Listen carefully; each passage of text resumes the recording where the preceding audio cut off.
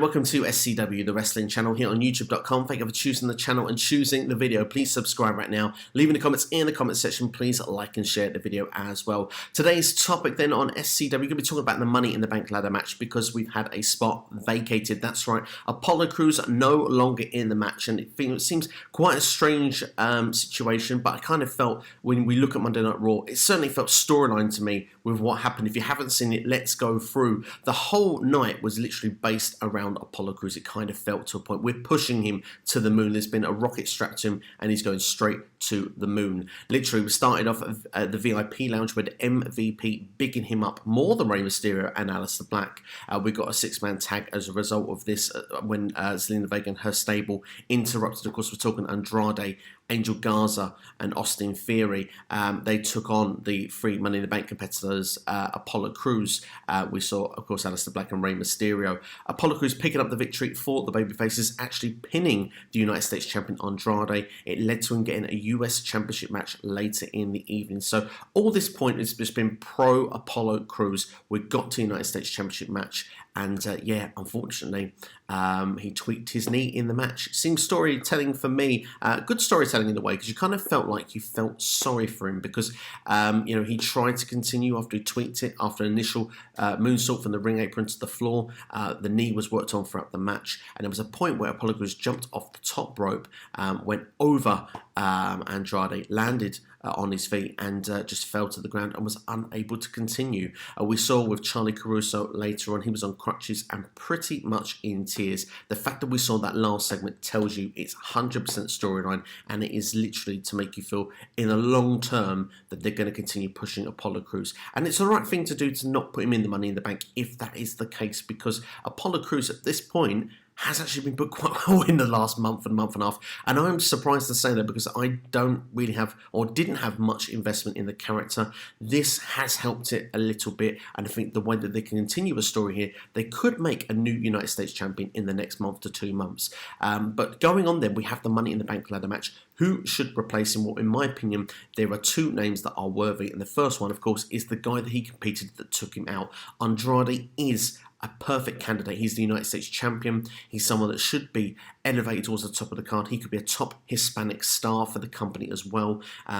You know, I think he would be a favorite to be in that role right now. And he's someone with a long-term goal with that Money in the Bank briefcase, would be very creditable, and you could build him to become a future world champion over the next 12 months. You know, not that it should do him any favors, but let's not forget he is actually with, in a relationship with Charlotte Flair as well, someone who's quite towards the top of the card. Now, I'm not saying politics should play its part, but you would say that Andrade probably isn't a favourable state within the company. One other name that I would like to throw up there is someone that's returned just this past week on Raw, is Jinder Mahal. Now, before you laugh at me, they actually said before he returned, they actually showed clips of becoming WWE champion when he beat Randy Orton, expressed how he had a 6-month reign and how he's been out for the last 9 months, hoping that you're going to forget everything that happened after that reign finished to when he got injured. Of course, he went backwards and forwards between Raw and SmackDown and was pretty much mid-card to jobber. He did have a brief reign as United States champion, but that didn't last very long. I believe he won that at WrestleMania 34. But going now, he's come back. He was dominant on his return. And he kind of looks the part. When you look at these superstars that are smaller guys going to the top, Jinder Mahal's not like that. He's a bigger guy.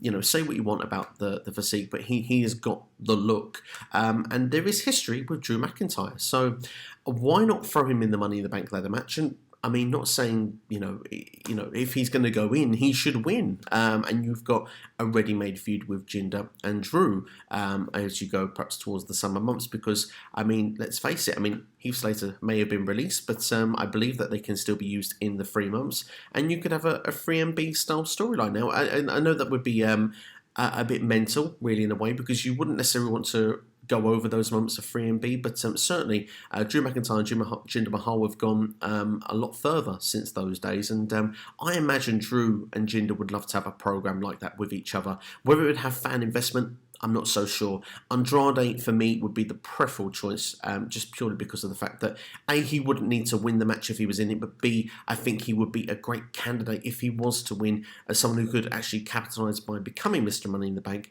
and also he could be someone who could hold the briefcase for a while, a lengthy while he elevates himself to that status. So that would be my particular favoured choice. Just quick brief bits of other news before I leave you today. Cain Velasquez is the latest name to be released from WWE. That's right. Well, he'd only done an appearance, really, hadn't he, at the Saudi Arabia Crown Jewel show. They wanted, according to Dave Meltzer, this has all come from, by the way, that they wanted to give Brock his win back. There was rumours he was going to be in the Royal Rumble. That was kind of dropped. I think he'd been carrying a knee or a leg injury of some description as well throughout his entire time, which has probably halted a lot of Cain Velasquez's progress and what they could do with him within the company, and they haven't really used him. I think there's a rumour that he was used in the Mexican show that they may have done as well, but he's not really been used in any form of capacity. He had a big multi-year and high paid deal as well, but he's been released from that. So I wonder what will be next for Cain Velasquez. Obviously not an ideal time for anybody, you don't wish it on anyone, but can't say that I'm majorly surprised by the move. I just didn't feel that Cain Velasquez and WWE were a natural fit, in my opinion. I can see him going back to AAA in Mexico at some stage when, of course, we're available to have all this form of wrestling across the world again, like we could have done previously. So I don't think anything's going on in Mexico right now. I could be wrong on that, but AAA I think would be a more likely destination. He could potentially go to AEW, but I think the fact that he chose WWE and probably didn't have such a great high-profile role, I would be surprised if AEW put their money in Cain Velasquez when there are a number of other talents that they could put in and get in the company for that money. That's just my personal take on it. But another one that's been furloughed as well, which is a big surprise, was Gerald Brisco as well. He's been with the company since 1984.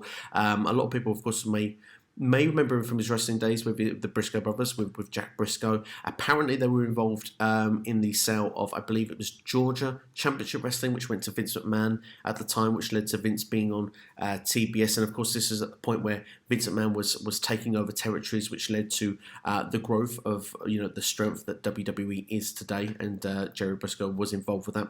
One of the few people reportedly to know about the Montreal Screwjob in a time when no one knew what was going on, and apparently was a scout as well for the company. Apparently discovered the likes of the amateur wrestling stuff, discovered Brock Lesnar, Chad Gable, Jason Jordan, or probably names that he would have discovered. So and let's be fair, Brock Lesnar was a pretty good scout discovery. You can't argue that. But Gerald Brisco is 73 years old, so and it is a furlough. So the rumours are that with the furlough that he could be welcomed back in later time. But we'll have to wait and see on that. But one more thing as well, from the reliable WrestleVotes as well, have come out and said in a tweet today that apparently WWE are willing to almost release anyone from their contract. If they wish to be released, then I think that it will probably be granted according to this tweet. Now, I'm not so sure with some of the big names, but apparently that is what the tweet says. It would be interesting if anyone was wanting to leave the company,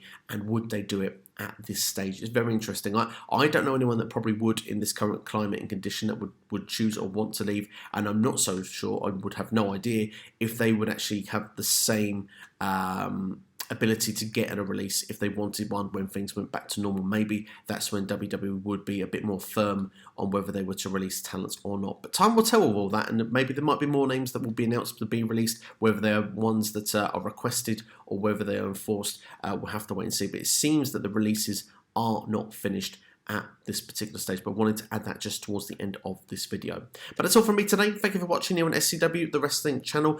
Lots of videos to check out every single day. They're posting now, so make sure to keep an eye daily on this channel. Thanks to everyone that's been subscribing. Please spread the word as well. Word of mouth goes a long way. Just to get a friend to check out a video, it'd be really cool of you guys to do that. Maybe a one that you think is particularly in high regard to yourself, one that you've really enjoyed. But that's all from me anyway. Thank you for watching. I'll see you next time here on YouTube.com, and I will see you tomorrow.